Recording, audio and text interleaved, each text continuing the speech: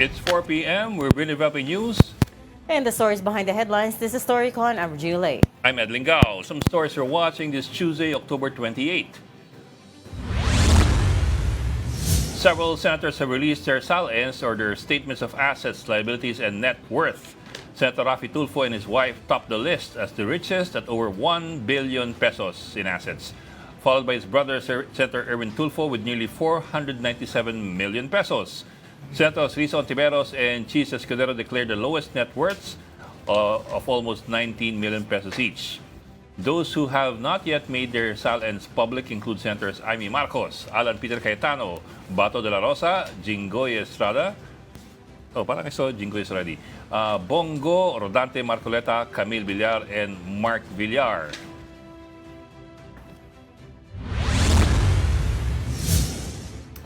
The Philippine peso slid to a 10-month low of 58.9 against the US dollar Monday, October 27. So this marks the peso's lowest close since December 18, 2024, when it settled at 58.99. So we're a hair's breadth away. The Bangko Sentral maintained that the country's strong foreign reserves and steady inflows from remittances, BPOs, and tourism will continue to support the local unit. And it added that the peso's recent weakness could be reflecting market concerns over slower economic growth and expectations of further policy easing.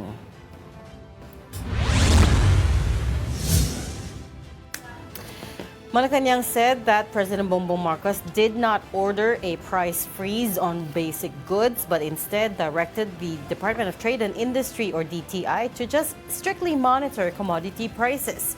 Palace Press Officer Yusek Claire Castro said the president instructed the DTI to work closely with manufacturers to prevent price hikes on basic and prime goods until the end of the year.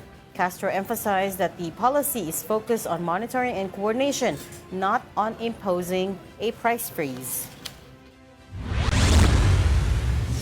The armed forces confirms that the clash in Tipo-Tipo, Basilan is a clan war-related conflict between local groups from nearby barangays. The AFP says the provincial government, the MLF leadership, and security forces are working to de-escalate tensions and restore order in the area. It also assured the public that troops are coordinating with the PNP and local officials to ensure civilian safety and prevent further violence. And President Marcos will attend the 32nd Asia-Pacific Economic Cooperation Summit in South Korea. That's from October 30 to November 2nd. And that's coming right after the ASEAN Summit in Malaysia, which he is attending right now and for which the closing ceremonies are underway. The Foreign Affairs Department said the president will meet with business leaders and executives in South Korea to discuss economic issues and secure investment pledges for the Philippines. As of now, there are no bilateral meetings scheduled between Marcos with U.S. President Donald Trump or Chinese President Xi Jinping. The so-called king and queen of contractors, Curly and Sara Diskaya, can no longer qualify as state witnesses. That's according to the Office of the Ombudsman. Assistant Ombudsman Miko Clavano says the couple's refusal to cooperate with the Independent Commission for Infrastructure, or the ICI, was the last straw. Clavano also found that the Diskaya's affidavit submitted to the Senate Blue Ribbon Committee as too shallow, as there was no solid evidence or supporting documents to back it up. For now, the couple will be stripped of government protection. The Justice Department earlier provided them security and personnel after the Diskayas provided a list of personalities allegedly involved in anomalous flood control projects. Kung gusto talaga nila na maging uncooperative, then the government has no choice but to run after them with every ounce of effort that we can muster. Lahat po talaga ng kabalastugan ng DPWH pinasukan na talaga ng Diskaya eh. So I don't think they're in any position to bargain with the government, especially with their status as state witness. It's beyond that already dahil sa nakita ho nating ebidensya. Tignan na lang ho natin kung hindi pa rin sila magko-cooperate, kung nakakulong na sila. Bakit kabalastugan ng pag-pronounce niya? Bayaan mo na. Huh? Hayaan mo na. Pronunciation siguro. Alis. Just read the prompter. Baka nasa lista eh. Siguro nga. Na hindi naman school according to you. Sige na. Sa lista. Let's read the prompter na nga. Let's read the prompter. Saan mo na yung prompter? And joining us today, ang taon sabi siya ay masamang damo. Kayo na nagsabi na. No. Ikaw fake news ka talaga. No, we were talking before the... Hindi, siya nagsasabi. Ang sabi ko lang, hindi ako mabuting damo. Oo, so clarify ko, sabi sorry. ko... May nuancing pala. So, Oo, may nuance. So, clarify ko, I said, so inaamin mo na masamang damo ka. sabi Sabi ko, sabi hindi mo, ako sabi niya, mabuting damo. Siya kasi mabuting damo. Yun yung unang natutuyo. Whatever that means. naiiyan ng kambing. konting mainit na Teka, araw lang. pag-alam muna natin, ikaw. Sige. Ang ating resident political heckler, Tito Raul Llamas. Mga pinininim, nag-heckle na eh, no? Magandang hapon po. Sensya na po. And Ito also, kasing katabi ko. Pinoprovoke ako. pinag-provoke? Sino ba yung pinag-usapan natin kanina? Naku, yun na lang Nako, tayo. Gusto mo tayong pag-usapan dito? Okay. Pwede ba? Pwede? Pwede. Ito yung kanila. Bahala kayo. Pati yung orientation. tayo. And from the Philippine Star, of course, we've got Editor-in-Chief, Ami Pamintuan. Hi, Ami. Hi, Ami. Hi everyone. Sorry, Ami, Happy magulo yung mga kasama ko Tuesday. rito eh. Ami, hinaharas ako rito. Ha. Hinaharas ako ng dalawa. Ba't ba ako nangaharap sa'yo? Harassable ka ba? Pwede ba maharas? Kaya nga Ikaw eh. ang nangaharas Di marinig. dyan. Diba? That's Hoy, pakalakas ang audio para kay Ronald. Di marinig Hindi Ronald. marinig. Direct. Ikaw ang pakalakas ang- nangaharas dyan eh. Haras. Ayan. Pwede ka ba i-haras? exactly. It's like a... Tingin ko mga Di ka raw Wolf victim, crying di ka raw wolf. Tingin ko perpetrator. mga pakawala ni Snow White ito eh. Sino Nakita si niyo ba yan? Tunay ba yun? Di ba Pakita AI mo yung yun? Ami yung Snow White? Di ba AI yun? Mukhang Tunay yun? tunay. Hindi, Yes. tunay. He was- Mga party. That's a real video. Bakit parang ang lapad-lapad? Tunay. Buta lapad-lapad. Si Ami talaga. Ikaw wala ka talagang kaano-ano. May body shaming pa eh. No? Wala ka sa... Hindi, parang hindi. Oh, yeah. Talaga pinakita pa yung video eh. You mean mukhang stretched? Mukhang Hindi, Fiona. parang hindi siya eh. No, that's parang just hindi a, siya. mukhang that's just a costume. Siguro yung costume is medyo Yung- Are layered. we really gonna watch this the whole time? Yung isa optimist, yung isa skeptic. Hindi. Parang hindi siya. At sa ano, authentic yan. Ang alam ko kasi it Authentic was... yan, authentic It was fed by a reporter in Davao. So, Authentic siya. I reserve my judgment until further notice. Halloween party daw. Mas gusto ko si Fiona. Matotrouble tayo dito sa hindi oras. Hindi, cute chick. Okay si Fiona, di ba? Di ba, Ami, si Fiona sa Shrek, mas okay. Oh, sa Shrek. Sa Shrek. Ito bang si Oh, Ami? yan ha. Walang Si sakit Ronald yan. yan. Si Ronald. okay, talaga before we run into gender and Ami, Si Ami lang. Gender si, issues. Si Ami yung ano si Ami, eh. sabihan mo ha. Hindi, parang Ami ko hindi talaga. ka mukha. Ano ba kayo? let's go back to Ami the talaga, news no? of the day. Mga Teka lang. taga-Philippine Star talaga. Pati tayo Oo, napapahamak. napapahamak tayo ng Philippine Star. Oh, kayo ba yung napapahama? I see. Okay. Kasi dami-dami AI ngayon eh. Oh, Dami-daming AI, malay ko. Okay. Hindi ko pa yung nakikita mabuti. Hindi ko pa siya. Okay. Sal Hindi Ins, ko pa siya Wala, Sal napapanood Ins. ng ano yung close-up. reaction mo dun sa Binanggit eight, lang sa akin eh. ano yung reaction mo sa 8 Sal Ins that were released today? Parang ang baba nung kay Senate President. Nagulat Parang ang ako baba doon. ng marami Baba, sa no? kanila. Yes. Parang hindi kasama dun yung $1 million na. Paribaring? Oo. Oh my, that's what I thought. Oh, Baka hindi, hindi hindi galing ba sa joint kanya. yun? Salen, you have to include the Conjugal salary of your property. spouse, di ba? Hindi, bago mo kasi binigay, sa'yo nang galing. To what extent do you have to include your spouse's assets? Hindi ko alam eh. It's Hindi lang spouses yan, pati children yan eh. Oo, but to what Nandun extent? sa Pati form nepo yan eh. babies. Kaya parang conjugal eh. nakakagulat yung ganun kaliit. Ikaw, ito nagko-file dati, ano? nagko-file, oh. Anong kasama dyan? Anong, O yung immediate family mo. wait, Anak, teka lang. asawa. properties. Kasama, pati mga anak. Oo, pati anak. Included yung their interest properties mo and in their, your ano, and their... businesses. Not unless... Bank not- account. Kung sakaling papasok ka sa gobyerno, magkano salin mo? Am I the one that's Hindi at mo trial ka. here? Not unless mag-asawa kayo na sa gobyerno, then you can file separately. Tama ba? Tama. Not unless, okay, got Then it. you can file But, separately.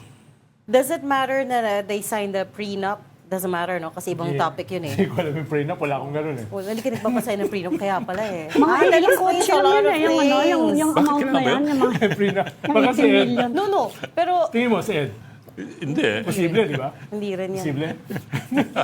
He's not savvy enough. I'm Tingin ko, not. pero posible siya. Dito sa tatlo na ito, siya posibleng merong prenup. Oo nga pala. Hindi, wala. Kaya sabi ko lang posible. Wala. Pero anyway, you have to may section dyan. How does the breakdown work? Yung total net asset declaration mo dapat kasama na yung sa asawa mo or may separate section for the Alam ko, partner? kasama na. Kasama na. Dapat kasama na yung Kasi it's total. conjugal nga eh. If you have a house, pareho kay may-ari niya. kotse, Kasama, account, di ba, Business, ganun. lahat. Negosyo. Not unless nga you're both in government, you can have separate filings. As, Nung panahon namin, si Optional lang Dinky yun, Soliman optional yata yung yun. pinakamababa eh. Sino? Si Dinky Soliman yung pinakamababa. Nung panahon namin. DSWD. so dapat, in other words, what you're saying is dapat kasama yung whatever income and assets of Ni Heart. Heart Yes, Evangelista. yes. Kahit mga, hindi, kaso yung ring kasi, ang nagbigay, si Cheese. Yeah, but it's, So, ibig sabihin- it's in the same family. Ibig sabihin, nang galing sa kanya yon. Oo. Ibig sabihin, meron siyang $1 million. ganung ano. Diba? Eh, nakalagay dito, 18 lang eh. Yeah, but even then, wouldn't that be... But this if is the SALN for what year, by the way? This is 2025 or 2024? Hindi ko na check. Dapat yung pinaka-latest siya Dapat dapat. Baka nabili na yung nung ring at that point. That's why the assets went down. kahit na nabili, ibig sabihin may pambili ka. Kaya, I'm just Baka kayo naubos yung ano. Kaya nga, that's what I'm saying. Baka yun ang punto niya. But my question is, Hindi, tawagan na lang natin to si guest natin dito para mapaliwanag niya. I wish. John Ringwin. But my question is ganito eh. Kung binigay mo sa asawa mo yung malaking halaga, yung malaking halaga na nasa asawa mo, should that also be reflected in the Of course, SALN? of course. As dun sa Of under course. personal Of properties, course, including of course, jewelry. Of course. Okay. You have to declare So it should be conjugal there. yun eh. Yes. Oo. Okay, that's coming from somebody who used to file SALNs. Oh. Okay, as of December Kasama yan. 31, Hindi, nakita ko na yung 2024. form niyang ano eh, ng SALN. Nakita mo na yung form? Kasama dapat siya. Okay. Yeah. So under personal properties, then you can declare jewelry and ano. And, Pero ang furniture. dali kasing ipasa, itago sa asawa mo kung hindi siya kasama eh. Diba? Yung mga assets mo. So, kaya dapat kasama. Tsaka yung mga Yeah, kwan mo, yeah, that's true. yung Nepo babies mo. Yung Nepo babies ko kasi, di ba kasama kong bumili ng DVD? So, Na-pirated pa. DVD. so itong SALN list that we're looking at is as of December 31, 2024. Yung video that went viral of Senator Cheese Escudero gifting his wife a Paraiba ring was in 2024 din yata, if I'm not mistaken, or was that this year? God. But in any case, ang sinasabi mo is it safe to say that this is not accurate? A little. Okay, a little Saka lang. saan ba nakatira yan? Ano, sa bahay lang. Sa bahay lang ang presyo ng real estate. Yun, kailangan real, ano, di ba? Yes. Current value ba ang dinideclare, Kotse. Ronald? Yes. Kotse. O Merong yung acquisition, purchasing value. Yes. may acquisition cost at merong current market value. Current market value Oo. is what you need to Ibig sabihin, declare. kahit nakuha, But kahit in nabili the- mo sa ukay, yung... Kasi yung Paraiba ba? 18 million na Paraiba? yan, ano lang yan, Baka bungalow lang yan baka sa isang sinabili sa ukay. middle class subdivision. Pwede rin. February 2024 daw yung pero, regalo. Pero pwede mo rin sabihin, hindi yun ganun, fake yun. Ah. Sabihin mo, fake yun, hindi yun tunay. Wait, So Coke. there are only two questions for him in short. Number one, is that ring real? And if so, how did you afford it with this SALN? And number two, if it's not real, Hindi real. hindi real. So our producer is telling us that yung ring was given in February 2024.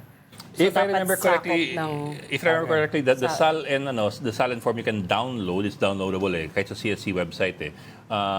The SALN form has their entries for acquisition cost, assessed value, and current market value. So, 3 values So for yung each net worth property. mo current. Dapat. Yung Current net market worth value. current, di ba? Masyadong maliit yung 18 million. Edlin daw. Wala pa isang kondo sa ano. Bulong-bulong niya dyan. Ano daw yung SALN mo? Sakaling What's it papasok gonna ka sa reflect? gobyerno. Hindi ko rin alam eh. Hindi ko rin alam. You have to. Hindi ko rin alam. Malay ko ba naman? Hindi ako nakikilang sa misis ko. Binulong ko lang nga eh. Binulong ko. Bubulong ka, naka-microphone ka naman. Dalawang to. Labo niya, dalawang to. Yung mga kotse pa lang, yung kotseng mga kotse pumasok pa lang. dun sa... Yung mga kotseng pumasok dun sa sa EDSA carousel. Magkano na yon? That's true. Ang isang Land Cruiser, 5 million na. That's true. Tama, That's tama. true. Oh. And yung point mo, Amy, which is yung many of these guys live in exclusive subdivisions, right? Mga we're Oh. talking 50M, Oh. 100M. Hindi middle class, ha? Yes. Yung 18 million na, hanggang BFOs ka pa lang yan. Just for comparison, nag-release ng SALN si Raymond Democrito Mendoza, ang party list representative ng TUCP party list.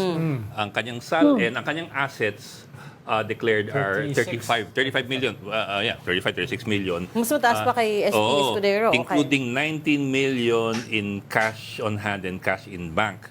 And meron siyang, among other things, 4x4, meron siyang Land Cruiser na 6 million pesos na 2024 yun, model. 6 million yun. Tama yun. So, well, nakagulat na TUCP party list tapos sa Doble ganun pa ng siya. assets niya. Pero, at least dineclare niya. Trade union eh. Yes, correct. At least dineclare dineclare niya. Saka congressman. Oo. Congressman. Deputy speaker. Deputy Speaker din. Oh, is he deputy speaker? Yeah, and may mga negosyo raw sila sa Cebu eh. That's what Mga kanya, TUCP mga was taga saying. Cebu. So, yun lang. Just for comparison sake lang. Versus cheese na nasa 18 million. Kapantay ha, ni Risa. Ni Risa Ontiveros. Ni Risa, Yung Risa oo nga, nga, hindi yan. maniwala eh. Yan ang ano. Kachis pa. Oo. Pareho lang Pero sila. sabi ka nun, ikaw rin sabi. Anyway, interesting things lang. Very interesting. So nice to look at the numbers. Ano kaya, what's the penalty for misdeclaration on the SALNs? Alam ko 1 to 6 years na kwan yan. It's a criminal case. Alam ko may kwan yan. May Criminal kaso liability yan. Well, 6713, di ba, Ami? Nasa 6713 yung salin eh. Saka it's criminal. So, Saka pwede kung siyang impeachable ka, criminal. pwedeng gamitin yan sa'yo. 6 Kaya years nga, ano At the kaya same nga biglang Imprisonment. tinago ng Supreme Court yung kanilang mga salen. Tapos permanent dismissal. At the same time, Perpetual ban. liable ka for civil forfeiture. Ginamit Kung di mo din yan noon mapatunayan. kay sino yung nakuwaran to? Si Chief Justice din, si Sereno. Sereno. Si CJ. Ginamit sa kanya. Ginamit din yan kay Renato Corona for not declaring his dollar account. Tapos remember yung nangyari kay sa Marcoses, kaya na forfeit yung kanilang $600 million Swiss bank accounts. Not Kasi declared. ang dineclare nila ng 1965 ay 120,000. Kaya nga. Yung sa akin, Which to this day you don't believe, clearly. How do you think? yung sa akin hanggang ngayon, binibilang ko pa eh. Iba kasi binibilang na matagal sa dami. Yung sa akin, binibilang ko sa konti. Di ba may Gulf Yan Stream siguro. sabi mo? Pag ganyan, may Sabi mo mga may Gulf dokumento Stream. ka. Yan yung sinasabi ko pala kahapon, nilinaw ko na, yung hinihingi ni Boying Remulla since he became DOJ, pag nag-file ka ng kaso sa mga prosecutor, imbis na probable cause lang yung ebidensya mo, it has to have Certainty a of, reasonable certainty of conviction. Yes. Which, Yan, reasonable certainty of conviction. under which Kaya this medyo falls. tatatagalan daw ngayon para paghandaan nga yan. Yeah. Well, I mean, again, here, this is another, I guess, low-hanging fruit. They can correlate that with the other documents, di ba? Maraming low-hanging fruits. marami Pwede na- nila. Para lang ma-assuage ang kahit pa paano. The easy, Outrage. mga charges that are easy to file based on existing evidence already. Yeah. Although, Kaya again, sabi niya, mas madali daw yung malversation, true falsification, Which is na also non-bailable non-bailable. din naman, saka life term, kaysa sa plunder. Of course. Medyo mahirap daw yung plunder. Of course. Kaya tingnan mo, dami-dami na acquit sa plunder. Kailangan patunayan mo na kumita sila na binulsa nila personally. tsaka graph din, mahirap Yung din mga yun. na-acquit naman, nangyayari sa pagbago ng gobyerno eh. Wala akong naisip. Kaya inordinate nangyari delay. lang. I-delay ng delay tapos sasabihin, inordinate delay. Exactly. Okay. Ayan, si Merimon, pasok natin. Let us get some Updates from the updates. Senate. We have Mobile Journal, Merimon Reyes there. Merimon, ang tao naka-magenta ngayon. Good afternoon. Oo, at dagdag na lang din natin, nung October 15 sa usapin din ng SALN, nung umuugong na natanggal na yung restrictions dito, ang nasabi sa atin ni Finance Committee Chairman Senator Sherwin Gatchalian, ang SALN is self-declaration, it's an honesty system. So ibig sabihin daw, yung mga nilagay doon dapat honest, pero for example, to quote him, pag may hindi ka nilagay doon na negosyo o bank account, pag yan lumabas later on, pwede kang makasuhan. That's a ground for banning from holding public office. Yun yung huling nasabi ni Senator Sherwin tungkol dyan. And so far kanina, nung nakapanayam din ng media itong Senator Sherwin, sabi niya maganda na nga raw na balita na lumalabas na itong mga SALN ng mga senador, lalo pa na naging maluwag na rin yung restriction tungkol dyan. Pero on the aspect, sa usapin naman ng 2026 national budget, ang sabi ni Senator Sherwin, ngayon kasi yung last na hearing kung saan itong Finance Committee, pinakinggan nila yung iba't ibang mga civil society organizations sa mga transparency and accountability measures na maire-recommenda nila para mas maganda raw at mas maayos yung proseso ng pagbabalangkas ng national budget. Sabi ni Senator Sherwin, after nito, technical working groups ang gagawin para repasuhin itong budget na dumaan sa upper chamber ng Congress. And then by November 12, tapos na yon. November 13, plenary budget debates. And by early week December daw, yung BICAM, yun daw, wala pang specific date silang hinahabol, pero tansya na nila unang linggo ng December, BICAM na, and hopefully before the day of Christmas, malinis na raw, narepaso na raw, and maaari na raw pirmahan yung 2026 national budget. Wow. Meron namin ng Bolgambo sila kasi in-interview namin si Ping Lacson kahapon eh. Sabi niya mukhang okay naman daw sa mga kapwa niya senador na iba na nga lahat yung unprogrammed except, ito nakakapagtaka ha, except for the ODA funded projects. Tama ba yung sinabi niya yon na meron ngang ganong suporta dyan sa Senate? Oo, Ami, ang sinasabi rin dyan ni Senator Sherwin, even ni Senate President Tito Soto, ayaw nila nung unprogrammed appropriations talaga, yung lump sum funds. Gusto talaga nilang matanggal ito para mas maganda raw na gagamitin itong pondo doon sa naka-enlist talaga programmed, lalong-lalo na yung mga items na nakapailalim dito. And even yung ayuda, nasabi rin ni Senator Ping, may 42 billion pesos pa kasi na pumasa doon sa House Gab pagdating dito sa extra pa na pondo. Gusto rin nilang tanggalin ito, wag daw dapat malagay doon sa unprogrammed yung ayuda. And ine-expect nila, even na Senator Sherwin, na magiging mahaba raw ang discussion tungkol dyan sa BICAM. Pero for them talaga malinaw pa rin ang standpoint nila. Gusto nila tanggalin na talaga itong lump sum funds. Kasama na rin sa mga budget na tinitingnan nila na maaaring tanggalin or ilipat sa ilang mga kakailanganing proyekto is yung 8 billion pesos worth ng farm to market roads na hindi pa part ng network plan mismo ng DA. Bukod dyan, dito sa side naman ng DPWH, yung around 70 to 80 billion pesos para raw masiguro na hindi magkakaroon ng overcosting or overpricing nitong mga proyekto. Yun yung isa sa titingnan din nila. Pero again, that will still depend sa magiging final submission ni Public Works Secretary Vince Dizon by Friday tungkol doon sa natira pang mga red flag na projects na kailangan pa nilang silipin. Meron just some confusion here from yesterday pa actually. We were talking about this since yesterday. Yung kanilang rejection of unprogrammed appropriations ba, is that absolute o may qualifiers? Like for example, there was some discussion yesterday as to whether yung foreign assistance projects, are they exempted as per Ping Lacson or are they allowed as an exemption? Ano ba talaga? Oo, Bok. So far, pagdating dyan, yung foreign assisted, same din yan doon sa flood control projects na budget ng DPWH. For the case of Public Works, tanggal na yung budget for locally assisted or locally funded flood control projects. Ang tinira nila dito, yung 15.7 billion pesos, pero foreign assisted flood control projects. Dito rin sa unprogrammed appropriations, tinitingnan din nila, ang matitira na lang yung mga foreign assisted. So pero so far allowing ang matitira so far tatanggalin nila yung unprogrammed, yung galing yan so far sa majority. Pero then again, hintayin pa natin yung magiging final na discussion nila once na mag-start na ang plenary budget deliberations. And nakita nga rin na Senator Sherwin, November 13 magsa-start yung debates. November 14, supposedly may hearing ang Blue Ribbon. So sabi ni Senator Sherwin, ang plano kasi nila 1 o'clock in the afternoon hanggang magsawa raw gagawin yung mga debate dito sa budget. Pero kung matatamaan yung November 14 sa Blue Ribbon, yun daw yung ilan sa mga pag-uusapan pa kasama ang mga senador. Hinawin lang natin, Marymon. Long story short. Yung foreign assisted ay hindi tatanggalin yung mga flood control projects. Pero tatanggalin sa unprogrammed allocation. Ano, dati Oo, kasi tama. nilalagay yung foreign assistance sa unprogrammed eh. No? So ngayon, hindi siya ilalagay. Pero yung mga flood control related foreign assisted projects, hindi gagalawin.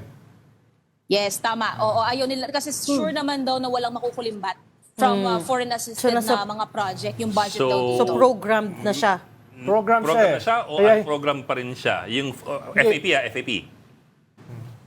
hindi siya Yan yung ilalagay sa titignan natin. unprogrammed. Kasi parang mananatili. Ang i-retain dun sa unprogrammed na foreign assistance, yun lang flood control. Kaya nga, So, program kasi siya. nirereklamo yan ng mga ng mga embassy eh. Sabi nila, bakit ina-unprogram nyo yung aming ODA? Yes. Kami, Kaya nga hindi siya regular na unprogram. funding namin Program yan. siya. Hindi nga, So, that's ang what... mapupunta lang dun sa unprogrammed na ODA, yung flood control projects. Yan lang ang i-retain. Tama ba yun? So ano? Ano talaga? Long story short. So far, yan yung medyo titingnan pa natin. Pero yun yung malinaw kasi, yung unprogrammed appropriations tatanggalin, pero yung 15.7 billion pesos na foreign assisted for flood control projects, Flood mag-stay pa rin control. siya. So for it's- flood control projects, So- mag-stay pa rin siya. so it Pero, stays- yes, yan yung titingnan pa natin kasi sabi rin ni Senator Sherwin, yan din yung kailangan pag-usapan pa raw ng mga senador, yung magiging amendments, yung magiging changes. Kasi, for example, kung may tatapyasan ng budget sa public works, saan nila ibibigay ito kung sakali? Okay. Yung 8 billion sa farm to market roads, pwede raw ibigay yan sa education, pwede sa health, pwede sa agri, sa labor. So marami pa talaga silang kailangan linisin dito sa budget. Okay. All right, we'll leave that there for now. Thank you for your reporting, mobile journalist Mary Mon Reyes. In short, Ano? may iwan ang FAP sa unprogrammed for now. Yun yung Flood sabi. control lang. Hindi ko, Medyo malabo titignan eh. natin kung ano mangyayari. Sabi ni Mary Mon, may issue sa flood control, which means program siya. Actually, nagulo din ako kahapon eh. 15. Ang unprogram, walang program. Kaya nga.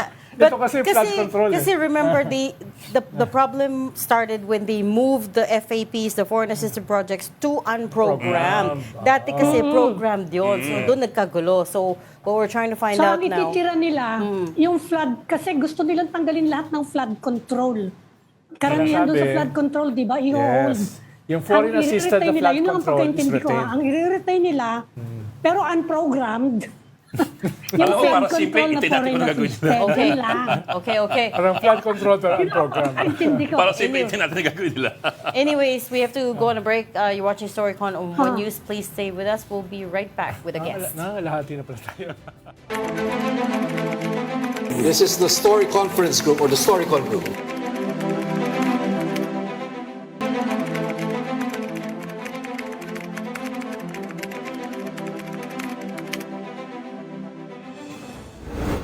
We've got developing news and the stories behind the headlines. Welcome back to Storycon, the Story Conference. I'm Ed Lingao. And I'm Regina Lay, still with us. Ami Pamituan of the Philippine Star and Ronald Llamas, our resident political heckler. Ngumiti ka naman. Hindi na kasi hindi heckler. Okay. Okay. Also, joining us this afternoon, ICI Executive Director Brian Hosaka. Sir, magandang hapon and welcome to Storycon, Attorney Hosaka.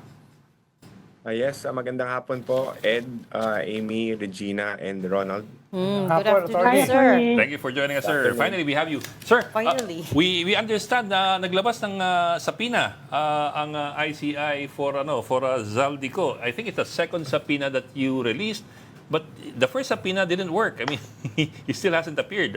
What makes you confident or what makes you think that a new subpoena will get him this time? Well, Ed, nung tama kayo, no, yung una kasing pinadala, I had it checked, no, because alam naman ho natin na wala dito si former Congressman Zaldy Co. So naturally po, hindi po siya makaka-attend. But we wanted to make sure that a second one will be sent para in case na baka ho by some miracle mag-attend ho siya, di better, no? But kung wala po, at least covered po lahat ng basis natin in proper and possible po mag-file tayo ng petition for contempt against him in the proper courts po. So, naninigurado lang po kami para in case that hindi po, kumbaga mag-file tayo ng contempt proceedings, covered po yung basis natin. What would Wala. trigger that? What would trigger the filing of a contempt petition with the courts? Unang-una po, siyempre, pagka hindi po siya maka-attend, then it means he failed to to comply with the invitation or the summons or the subpoena of the ICI, no. So pupunta po kami ngayon yan. We will make the necessary studies and petition before the regional trial court. Gaano kalayo pa, attorney, yung pagsampa ng kaso para ma-cancel yung kanyang passport? Philippine passport. Yung ano po kasi, yung pag-file ng meron pong mga requisites diyan, no. Gaya nga po ng sinasabi nila kuminsan po kailangan diyan fugitive from justice siya, no. Sa ngayon po kasi, if I'm not mistaken, wala pa pong kaso na ifa-file talaga sa kanya, no. Nagsisimula po diyan. Kung habang wala po, then we have no basis to file any petition or request for the cancellation of his passport. So nag-uumpisa po kasi doon yun. Anong status ni Pero Speaker pwede naman Martin siyang in relation sa ICI, attorney? Again, sir? Tumalo siya dyan Medyo. before, di ba? Anong status niya ngayon? Iimbitahan ba siya uli or for now, it ends there? Isa-isa, Ronald, is in-invite namin siya. Actually, sinabpina po namin siya. Then we will take it from there.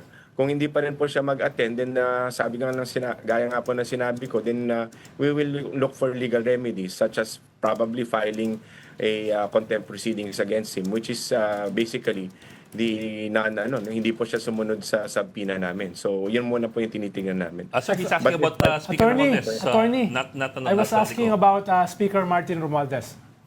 Okay. Akala ko po si former congressman ko. Ano yung tanong po ninyo? Nagpa-request po siya ng ng resetting nung kanyang hearing dahil meron nga daw po siyang medical procedure na gagawin sa kanya, no. So mamumove po 'yon. Most probably po after na po nung mga mid-November po 'yan. Kasi may naka-schedule po kami ng November 12, November 11. But more importantly, we want to make sure na meron na po kasi kaming guidelines on the live streaming before we start with any of our hearings again. But at this point, do you know where Zaldy Co is? I'm guessing you work closely with DOJ and the DOJ and DFA in terms of may idea ba kayo where his whereabouts are? Wala po kaming information kung nasaan po siya. So yung subpoena was served at two places, one to his home in Pasig and the other two?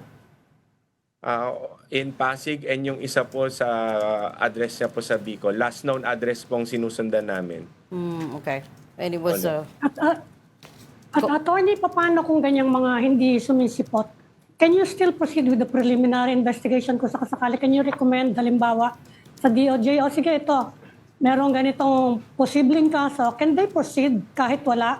Parang magwe-wave na lang kung sakasakali, yung taong yan, ng right niya to reply. Tama po kayo, Mami. Unang-una, hindi naman po ito, fact-finding po kami, no? Yes. Sa DOJ siya.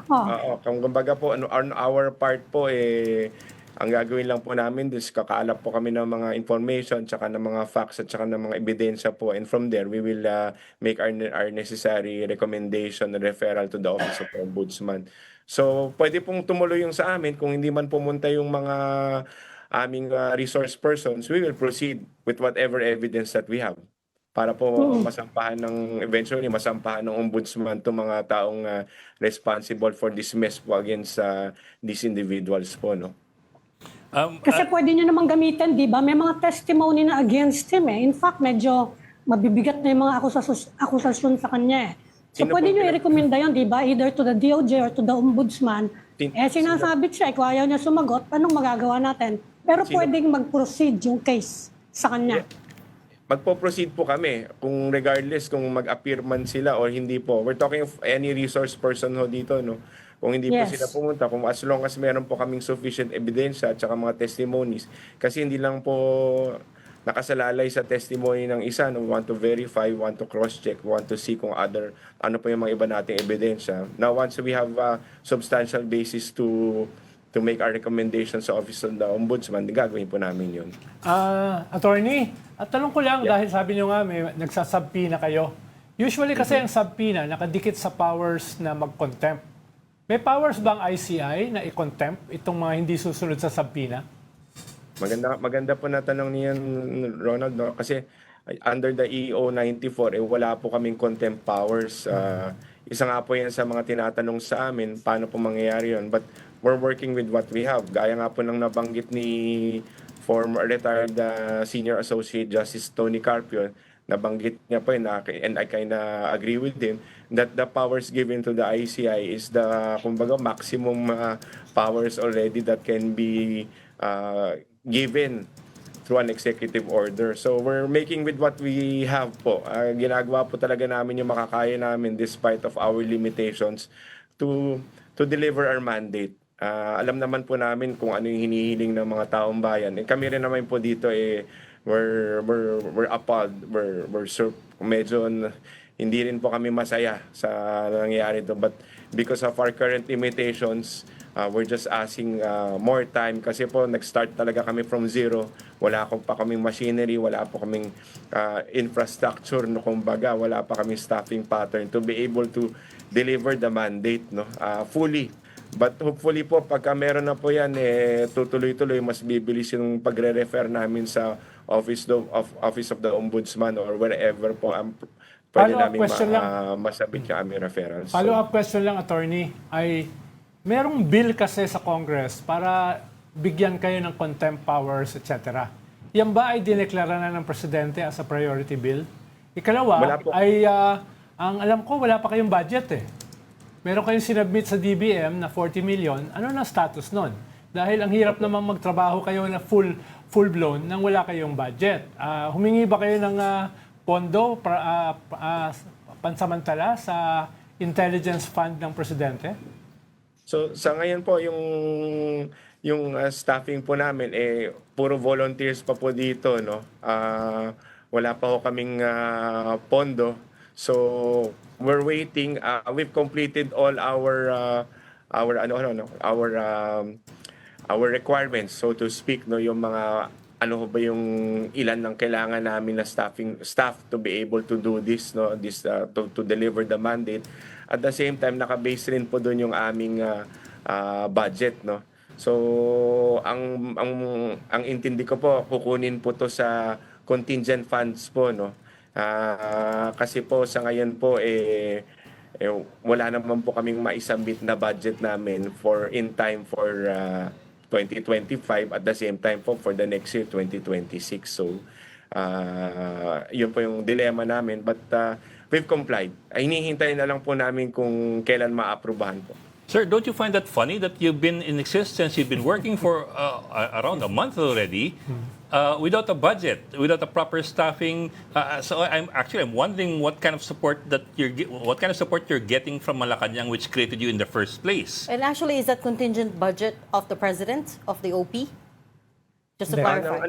Ng executive DBM, po yan. okay, all right. Executive, I believe executive department po yan. Hindi lang po sa OP yan. So meron pang part po yata yan ng budget nila na sa mga ganito pong instances na newly created kami. Naturally po wala po kayong pagkukuhanan ng budget. So nakasalalay po sa contingent funds po, no. So kumbaga ito po yung pagkukuhanan ng budget ng ICI. Okay. Konting Yeah, tip lang, sorry. attorney. Konting tip lang, atin lang ha. Huwag niyo pagkalat. Yung intelligence fund ng Presidente, pwede kayong kumuha ron 4.5 million immediately. na tayo, diba? Immediately yun. Immediate. That is what it's for, right? You're gathering Atin lang, attorney. intelligence. But anyways, sorry, coming back to Ed's question.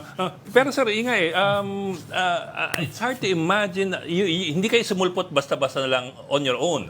The President created you because the President himself made mention of how big the problem is. So we're left wondering here, bakit parang hindi ata kayo nasusuportan as you should be supported with the urgency that should come with the magnitude of the problem, as also elucidated on by the President. Di ba? Ang Pangulo nag-broadcast nito, nagpalaki nito, at naglabas ng lahat ng ito, pero parang hindi ata tumumbas yung suporta na kukuha ninyo. And balikan ko lang yung tanong ni Ronald kanina.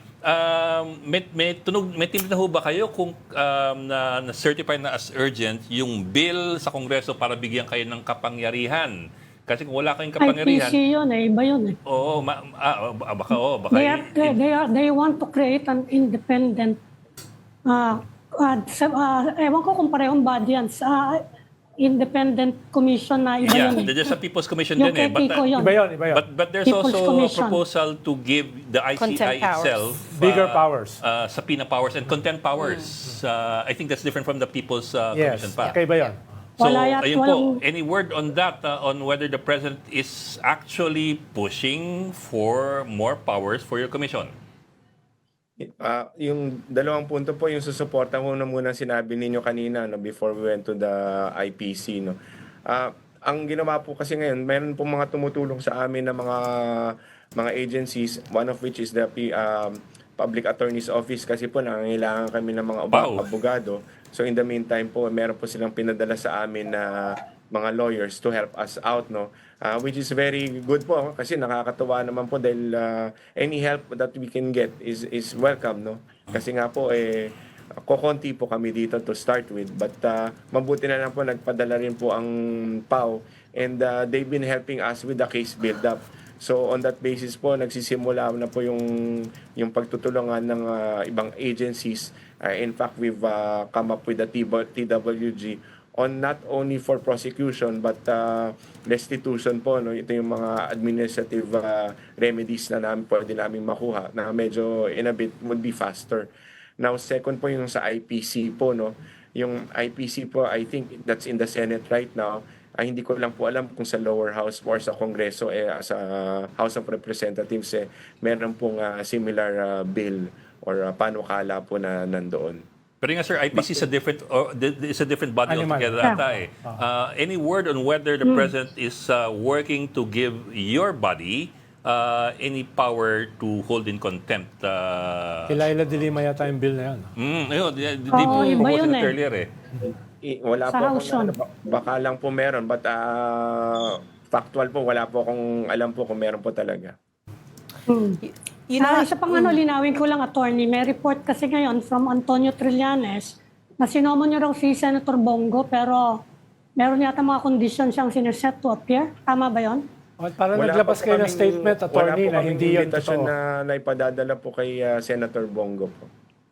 As a resource person. Okay. Uh, So mali itong istoryan to. Baguhin mo, Ami. Baguhin yung storya mo, ha? Baka, Hindi, meron baka ganun. inaccurate yung storya mo, Kaya ha? ano to kay Trillanes eh. I wanna come Kaya back. kinaklaro ko. Ay, tanong ano lang yung Okay. kumusta na yung mga Wait. rules nyo, Ami, live Ami, streaming. Ami, hold on. Parang ang tagal namang gumawa ng rules sa live streaming. Ami, sorry. Bakit ganon? Ami, sorry. Balikan ko lang yung question yung topic ni Ed about independence because there's lingering questions around it and until now hindi pa rin klaro. The other, yung funding is a big part of the question, but the other side of it is, of course, you keep saying that you go where the evidence leads you, but if the evidence leads you to Malacanang, how will the ICI be bold enough to name names in that case? And also, if I recall correctly, you were handpicked by E.S. Bersamin, no? First to become in your previous jobs, first to become spokesperson for the Supreme Court and also for the GCG, if I recall correctly, the Governance Commission for GOCCs. How involved is E.S. Bersamin in all of this? Well, first of all po, I was appointed as in the Supreme Court po as Supreme Court spokesperson in 2019, and thereafter po I was reappointed by two other Chief Justices po, Chief Justice Peralta and Chief Justice Mundo. And thereafter po I was appointed as commissioner sa GCG, the Governance Commission for GOCCs po, as commissioner by the President po. Now, dito po I was recommended by Chairman Andy Reyes because he was also part of the Supreme Court at the time that I was there in the spokesperson po. Now, as far as the Executive Secretary Bersamin is concerned, wala naman po siyang hand po dito sa ICI kasi nga po independent po kami. In fact, yung mga tatlo pong members po ng commission were all appointed by the President, not by the Executive Secretary.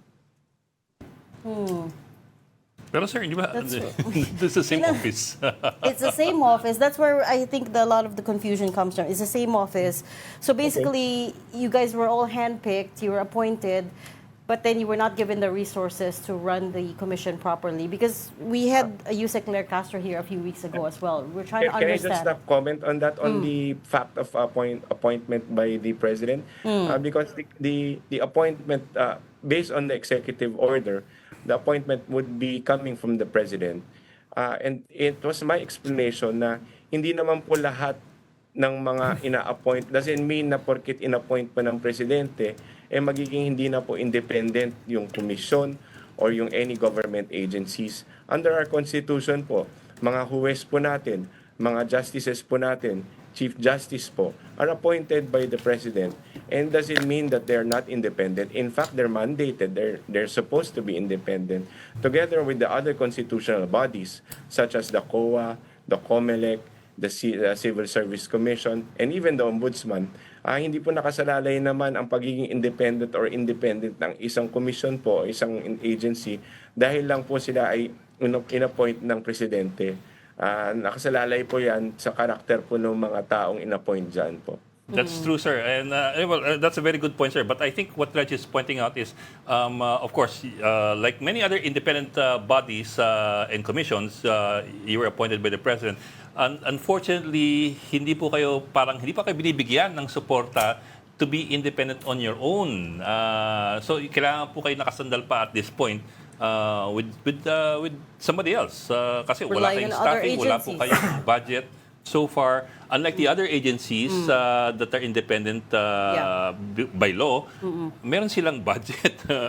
Yeah. Yun lang po. But That's what we mean. Aren't you constrained by all these problems na hindi kayo nabibigyan ng suporta even though you're supposed to be independent? yeah. Independent in the sense that we, sabi nga po natin, kung ano pang ebidensya, regardless kung saan po mapupunta yan, doon po talaga tayo pupunta ang commission. But as far as funding is concerned, wala nga po kami talagang budget to start with. So we need funding, gaya nga po na sabi. It just so happens that we're not part of the judiciary. Yeah. We're not part of the Congress. Kumbaga po kailangan pong pagkuhanan ng budget or ng pondo. So naturally po, manggagaling na pa rin naman po yan sa sa GAA, which is 2025, na nakalagay lang po sa contingent fund. So as far as funding is concerned, doon po kami nakasalalay. Right. But doesn't mean that our decisions or our actions will not be independent. Okay, thank you for that clarification, Attorney. Let's go to Ami's question about the rules for live streaming. Ami? Kumusta na nga yung rules ninyo? Parang ang tagal nga kasing ang tagal gawin for rules of live streaming. Unang-una po, wala po talagang naka-schedule na hearing this week at saka sa susunod po na linggo. And we will be taking that time to be able to craft our rules really, no. Pinag-iingatan po namin yung paggawa nitong rules natin dahil binabalanse po namin yung gusto ng taong bayan for more transparency and to be able to see the workings of the commission. Okay naman, sabi nga po ni Justice Andy, ang kailangan lang po namin na tingnan po dito is binabalanse naman po namin yan doon sa karapatan naman po ng mga individual na i-invite po ng commission as resource persons. At the same time, yung maaari nilang idawit, pinag-iingatan po namin yan. Sabi nga po niya is, the commission hears the cry of the people for more transparency, but at the same time gusto pa namin pangalagaan yung integrity nung proceedings, at the same time yung investigation itself. So in that case, tinitingnan pa rin namin kung paano po to mapapakinggan yung cry for more transparency. At the same time, ayaw po namin maging political venue po yung ICI dahil baka po malihis yung aming investigation. At hindi po namin matukoy at matumbok kung sino po talaga yung mga may kasalanan. Attorney, last week, yung isang senador may very bright, intelligent proposal na uupo yung oposisyon at saka yung mga religious cults diyan sa ICI. Did you ever talked about it sa ICI, itong very bright, intelligent proposal na ito? Unang-una nga po, napag-usapan, pero ang ano nga po Yun nga po, kung titingnan niyo po yung composition ng commission ngayon, wala pong politiko dyan eh. Meron po tayong retired Justice of the Supreme Court.